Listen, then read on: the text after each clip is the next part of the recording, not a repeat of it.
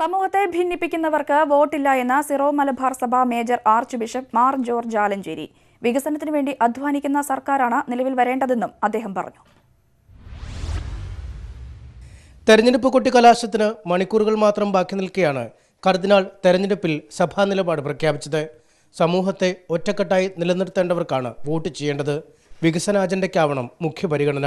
ഈ തെരഞ്ഞെടുപ്പിൻ്റെ കാലഘട്ടത്തിൽ നമ്മുടെ രാഷ്ട്രം ഒറ്റക്കെട്ടായി ഒന്നിച്ച് മുന്നേറുവാൻ, ഐക്യത്തോടെ, സ്നേഹത്തോടെ, സന്തോഷത്തോടെ, സമാധാനത്തോടെ മുന്നേറുവാനുള്ള ഒരു വ്യവസ്ഥിതിയാണ് നമ്മളെ സൃഷ്ടിക്കേണ്ടത്. വികസനം എന്ന് പറയുന്ന, പുരോഗതി എന്ന് പറയുന്ന ആ പ്രക്രിയ നമ്മുടെ പ്രയത്നത്തിലൂടെ നമ്മുടെ ഈ രാജ്യത്ത്, ഭാരതത്തിൽ പടുത്തുയർത്തുവാൻ നമുക്ക് കഴിഞ്ഞാൽ മാത്രമേ ഈ ജനാധിപത്യ പ്രക്രിയ വിജയിക്കുകയുള്ളൂ. തെരഞ്ഞെടുപ്പിൽ പ്രത്യേക സ്ഥാനാർത്ഥിയെ പിന്തുണയ്ക്കുന്നതടക്കം ഒരിടത്തും മുന്നണികൾക്ക് കൂടുതൽ പരിഗണന നൽകേണ്ടതില്ലെന്നാണ് ഇത്തവണ സഭയുടെ നിലപാട്.